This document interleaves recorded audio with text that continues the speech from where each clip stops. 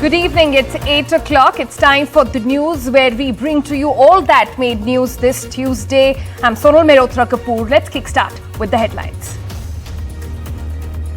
Sidhu's resignation shocker puts Punjab Congress into a deeper turmoil.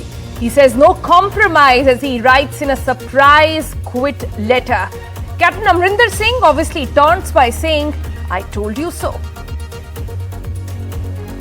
Meanwhile, while Sidhu is out, Jignesh Mevani, Kanhaiya Kumar in the Congress party.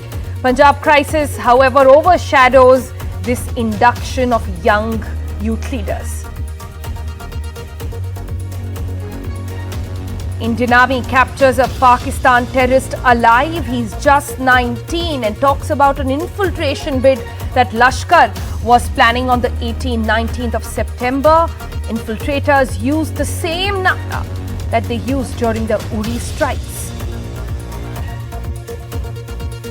Delhi riots were premeditated, pre-planned conspiracy. Those are the words of the Delhi High Court today, saying calculated attempt by rioters to disclose functioning of the government.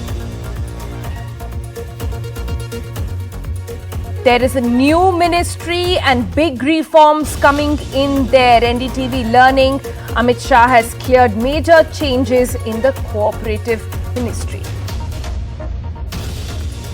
Less than 20,000, lowest since 11th of March. However, 4 big states continue to report zero COVID deaths in 24 hours. Zero deaths in Rajasthan, Gujarat, MP and Bihar.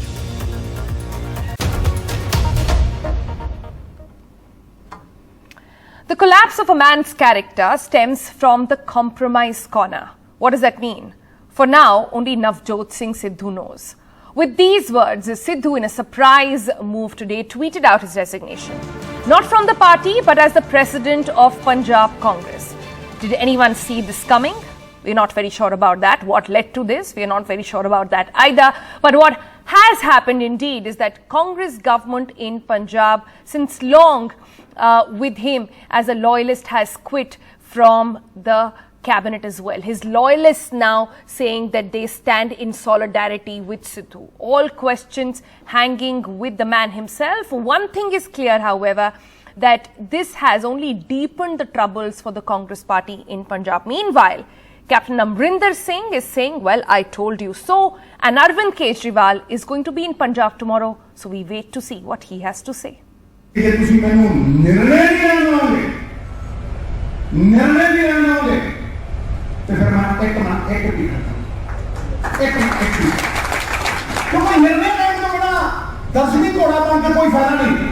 Navjot Singh Sidhu bowled a googly today, taking the Congress High Command and the party by surprise by announcing that he has stepped down as Punjab Unit's chief. In a letter to Sonia Gandhi, he said he would never compromise on Punjab's future. Sources say he was angered by the induction of what he considered tainted ministers in the cabinet. And after rival Randhawa was given the home portfolio, he's also believed to be upset at Congress's silence over Captain Amrinder Singh's Sidhu is anti-national barb. The resignation came just hours before the former chief minister landed in Delhi on what his aides say is a personal visit. But it did not stop Amrinder Singh from having his told ya moment. I don't tweet unless I mean it. And what is my tweet? You can quote. Sidhu को जब मैं कह रहा हूँ कि unstable तो उसको ने कोई reaction तो होगा ही. कुछ कहा होगा. The resignation coming after the Gandhis gambled on Sidhu removing Captain Amrinder Singh has no doubt deeply embarrassed the party. 2 days after the Punjab cabinet was sworn in, even more embarrassing for the Congress is the speculation that Sidhu might be joining Aam Aadmi Party, with Kejriwal visiting Punjab tomorrow and other parties also taking pot shots. 2-3 महीने पहले मैं एक बयान दिता सी कि miss ਜਿਹੜਾ नवजोत सिद्धू है आप मिसगाइडेड मजाइल है. सरदार नवजोत सिंह सिद्धू साहब के इस्तीफे के बाद एक बार फिर से पंजाब अपने आप को अपमानित महसूस कर रहा है, शर्मिंदा महसूस कर रहा है. Navjot Singh Sidhu's political inconsistency is well known, but he has resigned at a time leaving the party in a flux and the Congress doesn't know which way to steer further. In Chandigarh, Mohammad Ghazali for NDTV. And is Sidhu not the only one? Well, at the moment, it seems like his loyalist, Razia Sultana, part of the cabinet as well, has also quit from that position, not from the party again, saying she stands in solidarity with Sidhu. हमने नहीं लिया इस्तीफा captain Amarinder Singh ji का, high command ने किया जो भी किया, ठीक है नहीं, हाई कमांड ने किया। और बाकी जो बातें हैं मैं ये फिर से आपको ये बता रही हूँ कि नवजोत सिद्धू जी बसुल्लो के आदमी हैं, उनको कोई लालच नहीं है, वो पंजाब और पंजाबियत के लिए लड़ रहे हैं। All right, let's cut across to Ghazali now, joining us with the very latest on that. Ghazali, bottom line here is that the Congress party leadership put their weight behind Sidhu, took troubles and even got into an awkward situation with Captain Amrinder Singh, a long-time loyalist. And then you have Sidhu again saying, well, if I'm not going to have my way, then I might as well not be in this position. That's the bottom line over here. Also, you spoke very importantly about the cabinet, an emergency meet being called in by the newly elected Punjab Chief Minister while he has to get his house in order.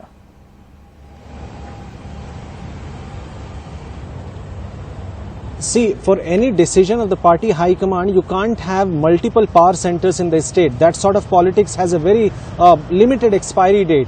And this is exactly what has happened in Punjab. Earlier under Captain Amrinder Singh, we saw how a strong chief minister he was, that whatever his track record is or whether he delivered on pre-poll promises or not, that is a separate question. But he never allowed the intervention of party high command.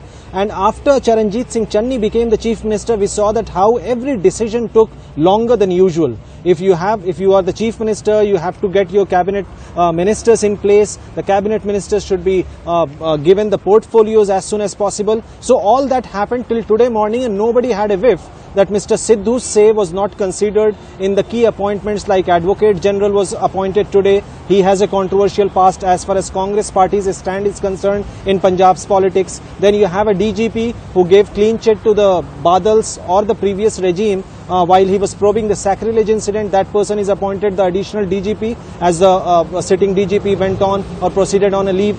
Then we had a minister who was sacked by Amrinder Singh when he was in his cabinet back in 2018 over the allegations of favoring his servants or family members in sand auction mining. So even that person was inducted in this cabinet of Charanjit Singh Channi. So certain appointments sort of upset Navjot Singh Sidhu. Then today morning when cabinet portfolio was allotted to ministers, then Sukhjinder Singh Randhawa, a top Congress leader here who was tipped to be the chief minister but had to settle as a deputy CM of Punjab, he was given the home ministry.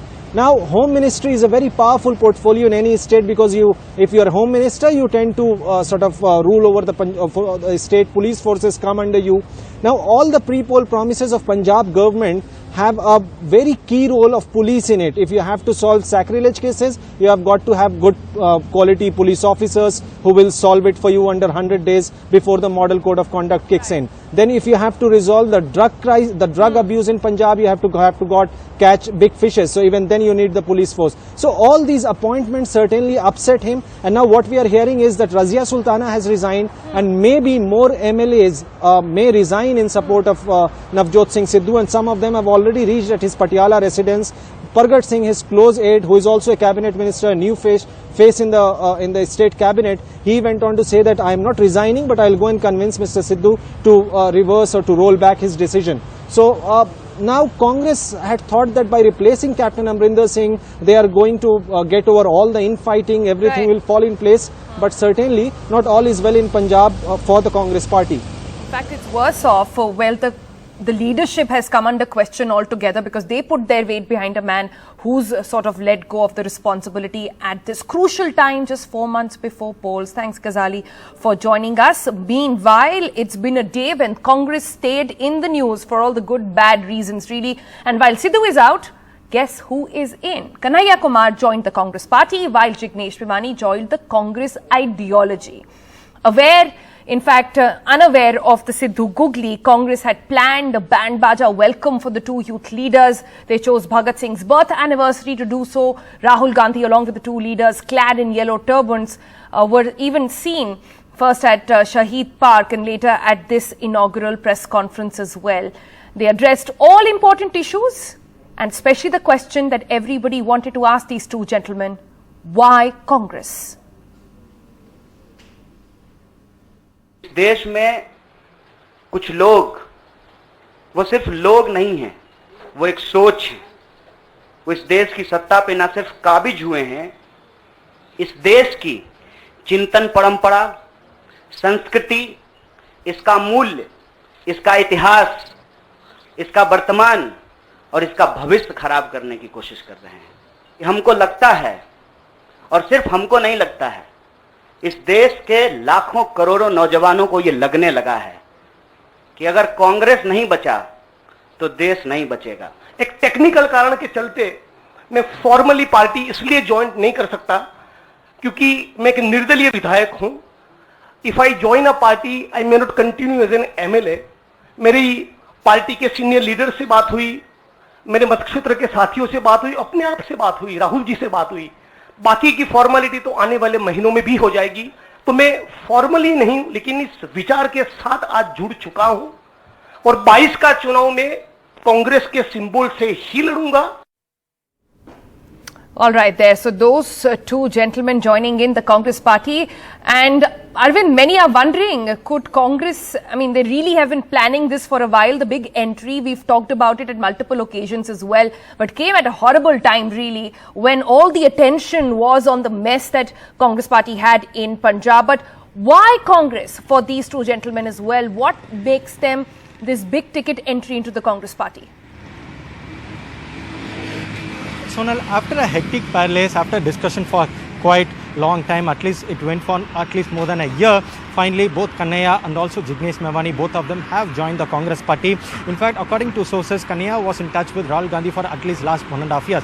They used to speak, they used to meet quite often. They spoke about they discussed about varied subjects from secularism to democracy. Finally, Kanhaiya Kumar and also Jignesh Mevani, along with their supporters, to over 10 to 15 people have joined the Congress party. Like Jignesh mentioned that he has not formally joined the Congress party because he is an independent MLA and because of the disqualification 10th schedule proceedings, that's why he has not taken up the party membership. But whereas Kanhaiya, along with few other student leaders from ASF, CPI, have joined the Congress party. So coming to your question, why Kanhaiya and Jignesh Mevani, what we are being told is that Rahul Gandhi and also Priyanka Gandhi, the Gandhi siblings, they want to invest on the future, that is the young generation. Though several senior leaders are actually quitting the party, jumping ship, now they want to focus the party on the young, the next generation, so that the party can be revived, because according to them, if at all the party has to be strengthened for the 2024 general election, then they have to invest on the young leaders across the country, and that's why they are getting new young faces from several quarters, let it be from activism or to several other parties. They are getting them into the party. What we are being told is that it won't be just Kanhaiya and Jignesh Mevani.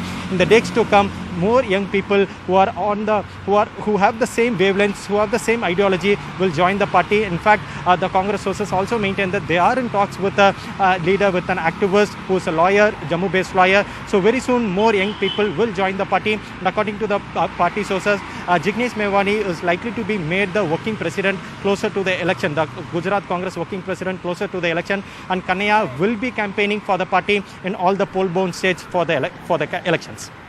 All right, so the stage is set for these young leaders to come in. We see what happens next to their political futures as well. Thanks, Arvind, for joining us with the latest. Now, shifting tracks to the other big news story of the day, a 19-year-old Lashkar-e-Taiba terrorist from Pakistan's Punjab captured in a massive army operation to stop infiltration in Jammu and Kashmir's Uri area has made big revelations to the army, including details of his terror training in which the Pakistan army was allegedly also involved. Now, the terrorist surrendered when his associate trying to cross over with him was killed by the army. The army believes as of this moment that the infiltrators were planning a major strike, taking the same route as the terrorists had taken back when the attack happened in Uri in 2016.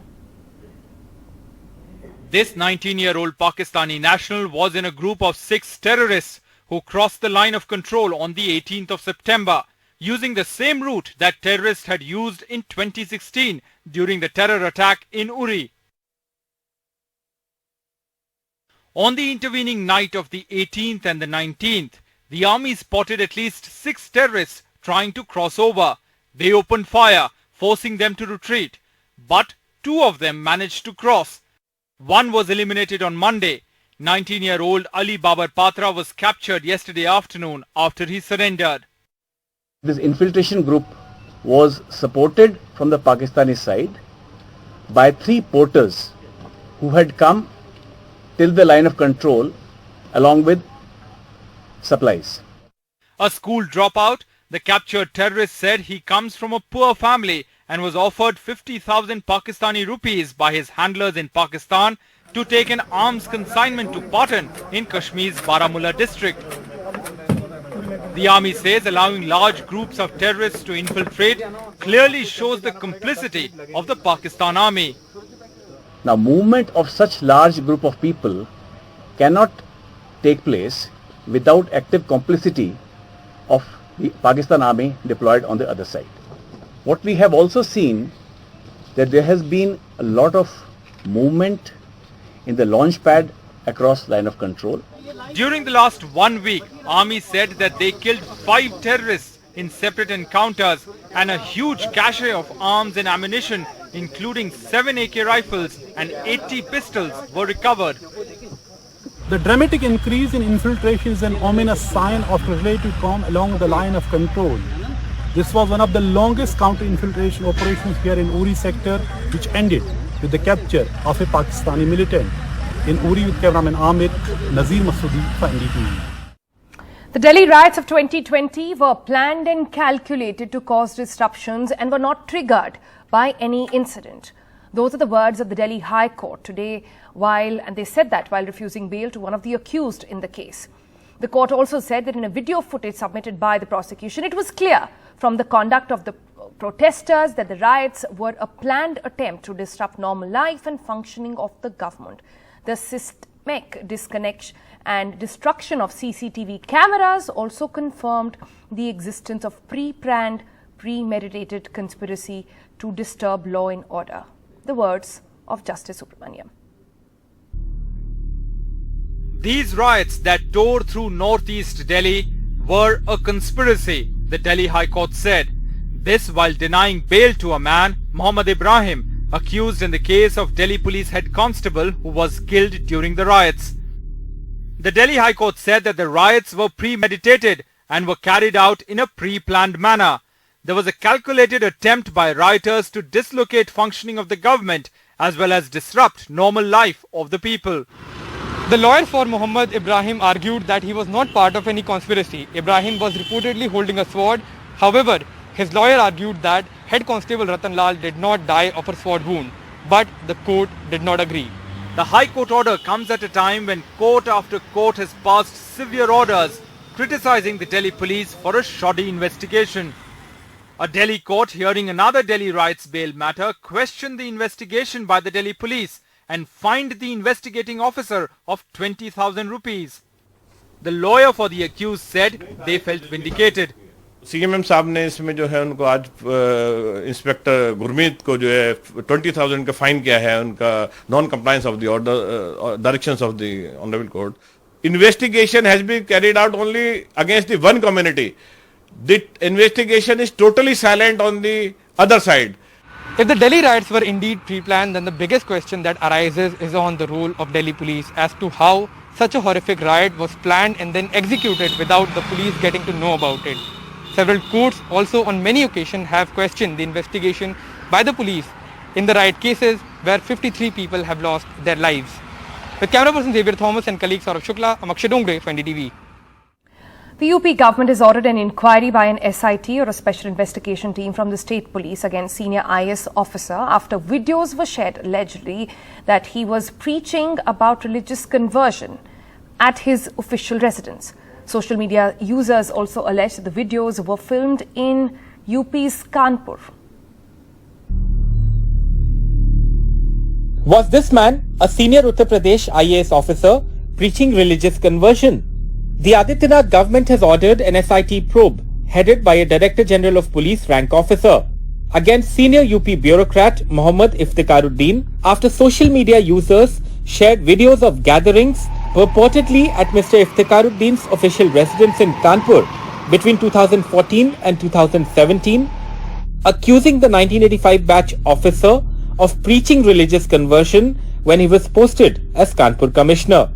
This 1 minute 46-second video shared on social media appears to show Iftikharuddin seated on a chair in a room with 10 to 15 other people, all of whom are sitting on the ground. The video purportedly shows him preaching the virtues of Islam as his audience, not their heads. It is not clear if this senior IAS official was given a chance to explain before the SIT probe was announced. Mr. Iftikharuddin himself has not reacted so far. In this tweet on Monday evening, the Kanpur police said they were checking to see if the videos were genuine and whether they show any crime being committed. With Arun Agarwal and Vineet Kumar, this is Alok Pandey, NDTV.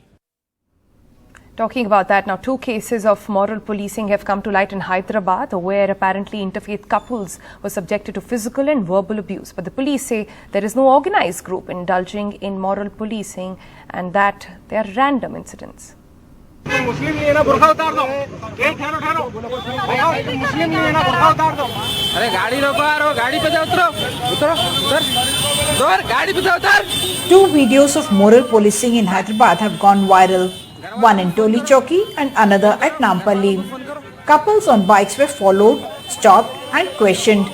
The woman was asked why she was with the man, why she was wearing a burqa and whether she was indeed a Muslim. The men in both cases were physically assaulted for going around with a Muslim woman.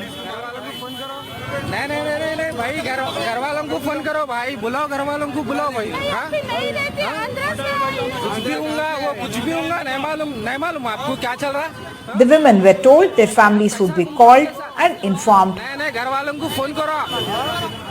One woman who identified herself as social worker Safia Mahi said Muslim families should not allow girls to go out alone. After the videos went viral, 4 people have been taken into custody, though no formal complaint was lodged by the victims. 3 weeks ago, a similar incident happened in Nizamabad as well, but Hyderabad Police Commissioner Anjani Kumar has told NDTV that both the incidents in the city were random and isolated, that there was no organized effort or conspiracy on the part of any group in order to indulge in these kind of activities to target interfaith couples and indulge in moral policing. With camera person Nagraju, Uma Sudhir, NDTV. Let's give you a quick wrap on COVID numbers today. India reported less than 20,000 cases for the first time since 11th of March. It is also a sharp drop from the cases reported yesterday. The country has also reported 179 deaths against the big dip from 276 a day ago. The new coronavirus cases are emerging from states like Rajasthan, Gujarat, Madhya Pradesh, Bihar, and the big 4 states reporting 0 deaths so far in the states as well. COVID-19 cases coming in from Uttar Pradesh and Delhi.